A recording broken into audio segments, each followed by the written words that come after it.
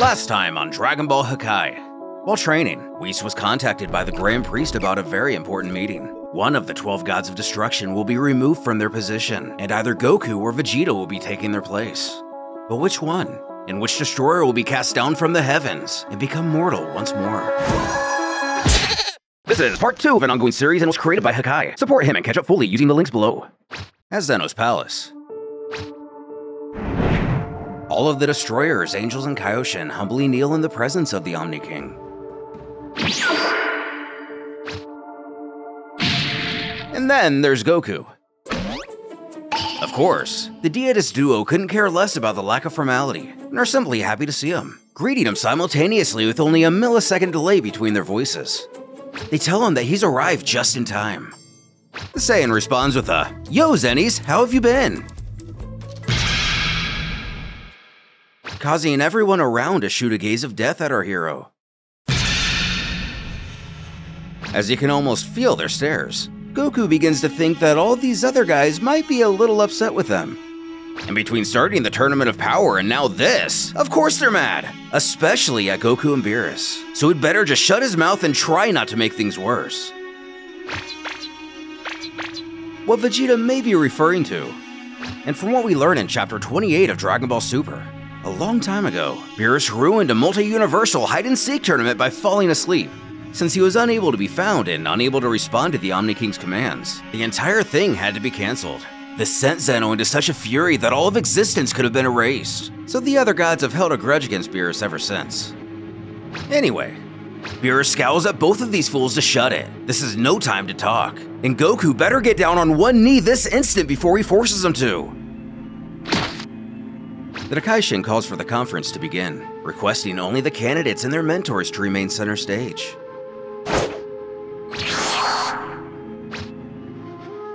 Going on, the Grand Priest believes that the angels have already alerted their respective gods on the reasoning for this meeting. As previously alerted, this is a termination announcement. A god of destruction will be removed from his position, and a replacement will be chosen. The mortals selected as the best candidates to assume this position are both present: Son Goku and Vegeta IV. Showing off his clown skills yet again, Goku raises his hand to interrupt. Hey! You're graceful, sir! Why were he and Vegeta the only ones chosen? Surely there are others way more capable. Maybe from other universes like Top or Jiren. The Grand Priest simply rolls with the waves and is happy to answer this question. It just so happens to be, they are the only two mortals who are currently undergoing training from an angel. That's a very important prereq to become a god of destruction. As powerful as Mr. Jiren is, he has been trained by neither a god or angel. On the other hand, Top is already being prepared to replace the destroyer of his universe, Lord Belmod. While Goku rubs his head at his perceived complication, Vegeta finally speaks up. He has to admit that he has no desire in becoming a god of destruction, but he will comply without resistance if it's the only way to continue his training with Whis. It seems the proud warrior has happily transitioned from prince to patriarch. A much younger Vegeta would have likely accepted such a role with great impunity. The Father of Angels is pleased to hear of his compliance, even if reluctant. Before telling Whis to inform Grand Zeno, along with the gods and angels present here, of his disciples' qualification to hold this position. Speaking first of Goku, in addition to being a very powerful warrior, he's been able to reach heights of Ultra Instinct that even destroyers of this generation cannot pass. Unfortunately, this is where the benefits of selecting him cease. He's also quite carefree and disconnected from the present. While he is kind, his generosity often borders the line of stupidity. Fresh out of the oven, Goku takes exception to that last part. He doesn't have to be so harsh about it. Whis continues on with his assessment. While Vegeta doesn't have the ability to tap into Ultra Instinct, recently he's been training to master the Hakai. His progress seems very promising. He too is a very powerful warrior, but unlike Goku, he acts with seriousness. He possesses the ferocity and ruthlessness necessary to carry out the work of a destroyer, causing the prince to smirk at his rival and quip, "Hear that, Kakarot? I'm better than you." The Grand Priest announces that based on the information given by Whis, who is the master of candidates, all of the gods of destruction and angels will cast their vote. After that, Zeno will make the final decision on who will become the newest god of destruction. The angels and destroyers held a secret vote on who would be chosen to become the newest god. After some time, that Hakai became aware of the outcome. As all 12 gods and 12 angels have made their decision, with a unanimous result of 24 votes to 0 votes, Mr. Vegeta is to become the newest destroyer.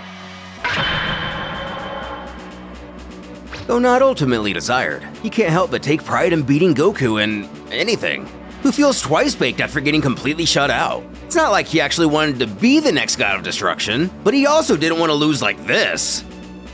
The Grand Priest tells Zeno, as recommended by all the destroyers and angels, including Whis himself, the master of both candidates, that the best choice to assume the position of god of destruction is Mr. Vegeta, but the final say is up to him.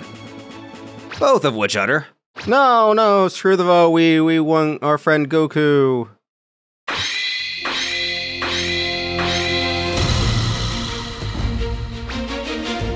The Saiyan himself mutters that he doesn't think he would make a very good god of destruction. He doesn't really like killing people or destroying things. The Shinkan assures that the title itself may not suggest it, but being a destroyer entails much more than simply destroying. With time, he'll see. But Vegeta's ego can't keep himself from saying what needs to be said. None of this makes any sense. What does Kakarot have that he doesn't? He was only chosen because he's friends with Lord Zeno. But stopping him before the room fills with the racy smell of rubber, Beerus warns that if the Saiyan values his existence, he won't dare finish that sentence. Goku sighs, figuring he doesn't really have much of a choice himself in this, does he? But what universe will he be sent off to? Surely this isn't to take over for Beerus or something. And that brings them all to the next point of today's meeting. Of the 12 destroyers, only 4 of them have done a satisfactory job. This includes Jin of the 12th universe, Liquor of the 8th universe, Arak of the 5th universe, and Yuan of the 1st universe. All other gods, suffice to say, have been very negligent in their duties. As a result of their incompetence, 8 universes have undergone a great deal of decay. Some even disobeyed divine law and acted on their own without permission. After long reflection, it's been decided that the god of destruction who will be expelled from his post will be the destroyer of the 6th universe, Champa.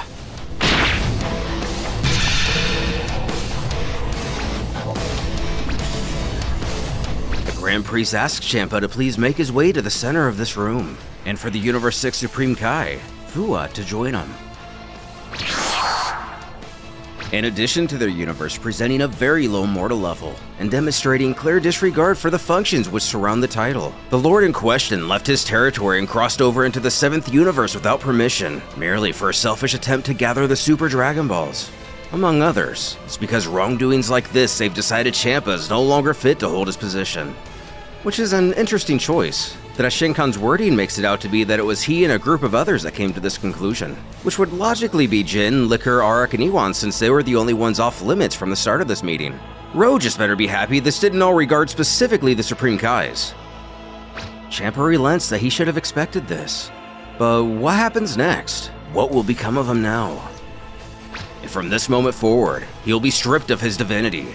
Along with this, he shall no longer remain immortal and will begin aging naturally again, just as he did before becoming a god of destruction. He may choose any planet of Universe 6 which to spend the rest of his life.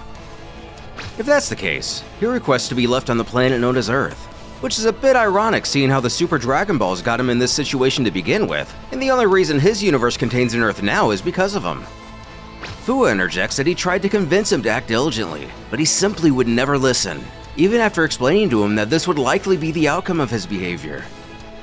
That's when Fua himself is addressed, as his life is linked to that of his respective god of destruction.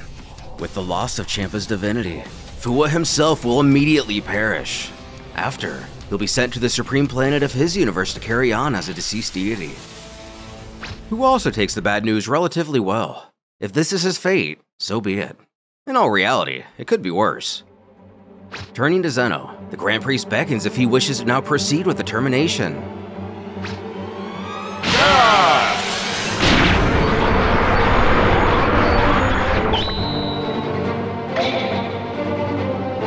As the meeting concludes as quickly as it began, it's then requested of Vados to escort Champa back to Universe 6 as a final courtesy.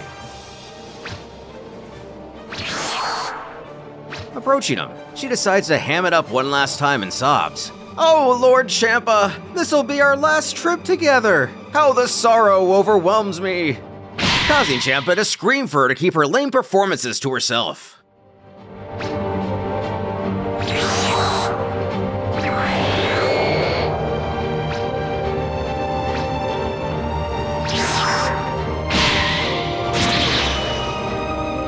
All that remains is for the next god of destruction of Universe 6, Son Goku, to take over. Preparation for the ritual takes approximately 3 ticks to complete, which is about 1 full day on Earth. So until then, everyone is dismissed. He tells Goku that in 24 hours Earth time, he must be on the planet of destruction of Universe 6. There, a ritual will take place. Until then, he's free to do as he likes. With this, the official conclusion of this meeting has been reached. The Zenos excitedly rush over to Goku, shouting to come play with them. And the Saiyan assures he'd love to, but now since he's going to be a god of destruction, he thinks he has to spend a little time back home to say goodbye to everyone. Bulma might want to throw him a farewell party when she hears the news. Which the Omni Kings understand. And now that he's going to be immortal, he's going to have plenty of time to play with him now, right? They can play for centuries! And while the thought of playing for hundreds of years is a bit jarring, Goku nonetheless claims of course they can! But now he has to go.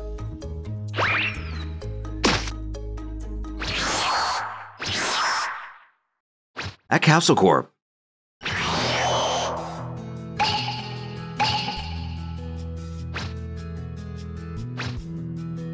Landing straight in front of Bulma, Goku's shocked to see Chi-Chi's already here. The scientist is a bit confused by their arrival. They weren't even gone a week this time.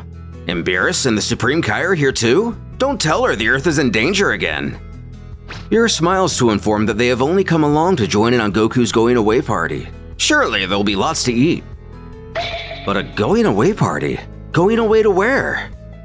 Chi-Chi's husband tries to break the news the best he can, but as blunt as he is, he explains that he's been chosen to become the next god of destruction, so he has to go to another universe.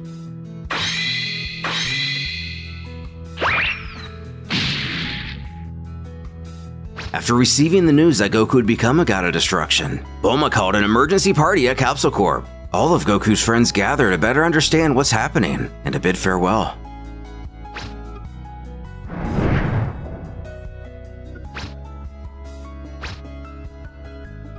As the day winds down,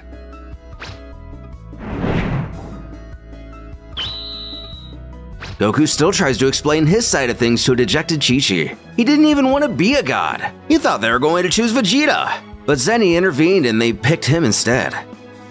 And he didn't just say no? Has he lost his mind? Bulma inquires. Though we all know it doesn't work like that. If he refused, who knows what would have happened? He might have erased the entire universe. Chi-Chi finds solace in the reality that at least Goku will now be able to finally work a job that suits him. She thinks he'll like it a lot better than being a radish farmer. While he's happy his mother is taking all of this well, Gohan isn't sure he agrees. The work of a destroyer is pretty intense and he's not sure his dad can do such cruel things. Beerus agrees, stating Goku is too stupid for the job. It would have been much better to have chosen Vegeta, but there's no way to argue with Lord Zeno. Cueing Trunks to drop the mallet on the Goku button, asking if this means his dad lost to Goku again. But he didn't lose to anybody! Does Trunks want to be grounded? On a serious note, Bulma has to ask Goku if he really thinks he's gonna be able to destroy entire planets, kill so many people. He spared even Frieza like 6 times. He knows the implications, but the Grand Priest told him that a destroyer's job is a lot more than destroying things. He honestly plans to avoid killing people as much as possible. When Gohan brings up a good question, does this also mean he'll be working with the Supreme Kai? Who has no idea. When Lord Champa lost his divinity, the Kaioshin of his universe died. So maybe this just means he'll be without one? This brings Shin to chime in with a bit of info. The life of a Supreme Kai is linked to the life of the god of destruction of their universe. From the moment Lord Champa lost his divinity and energy of destruction, it's as if his divine side perished. Because of that, Lord Fua in turn perished as a result. Goku's life too will be linked to a Kaioshin tomorrow at the ritual. So now we know how the Hakaishin are chosen. How are Kaioshin chosen? And there are a few ways, but in this case, it'll probably involve the Kaiju tree of Universe 6. It has probably bloomed a new golden fruit. That's the best reason he can think of to choose now to replace the Universe 6 destroyer. Perking his ears, Vegeta has to question what a Kaiju tree is. Laying down some more knowledge. Kaioshin and Kaio are all part of the Shinjin race. They were all born from the divine Kaiju tree. The common fruits of these trees give life to all Kaios, such as King Kai. The golden fruits, which are much more rare, give life to Kaioshin like himself. He believes that the Kaiju tree of Universe 6 has produced a new golden fruit, and the powers that be have approved the birth of a new Kaioshin, hence the appointment of a new Hakaishin. Trunks finds himself a bit baffled by this variation of the birds and the bees, or maybe better equated to the branch they both reside on. The boy figures, "So you guys are like apples? That's kind of weird." Whis has to joke that it's much easier than how mortals are born, is it not? Prompting Goten to question his mother just how kids are born. Chi-Chi bellows at the angel to watch what he says in front of the kids. She isn't ready to have this kind of conversation yet. Whis laughs, but apologizes to the angry mother. As Goku has a shower thought, if they grow like apples, what happens if a rotten one is born? Shin then entails that when a common fruit is born rotten, it births a Makaio, and when a golden fruit is rotten, a Makaio Shin. In both cases, these corrupted entities are sent to the Makai world, also known as the Demon Realm. As a matter of fact, they've already met a Makaio Shin. They remember a few years ago, it was one of Babidi's henchmen, Dabura. The two of them are merely two sides of the same coin. Beerus stands to announce that this was a fine party, but it's time to leave, commanding Goku to follow. With a bit of a stutter, Chi-Chi wonders if Goku will be able to come back and visit. Whis tells that until Mr. Goku has obtained basic knowledge of his new position in universe, not to mention grasping his new powers, he probably won't be able to return here. But that shouldn't take all too long. Whis' younger sister is quite strict in her training, so he doesn't think a vast amount of time will pass before Goku's able to come see them all once more. That is, of course, if Lord Beerus doesn't mind him trespassing in his universe. Who can only roll his eyes at such a statement? And wide-eyed, Goten asks his dad if he can come with them so they can train some more, causing Whis to once again speak up. Unfortunately, that will not be possible. Mortals from one universe cannot spend an extended period in another universe. Though under extreme circumstances, exceptions have been allowed in the past. So Goku tells his son that he'll make him a deal. When he gets back, he wants Goten to be as strong as he can possibly get so they can train together. Does that sound good? Who promises the next time he sees him, he's gonna be so much stronger. Turning to his other son, Goku instructs Gohan to take care of his mother until he returns. So you know, par for course as usual. Krillin then steps over to our hero to wish him luck, and to never forget what it means to be an Earthling. Roshi has a similar sentiment. He wants Goku to go show those gods the power of the Turtle School. And finally, Vegeta. The prince smirks that whether god or mortal, he better not think their little rivalry is over. Though he wouldn't for a second.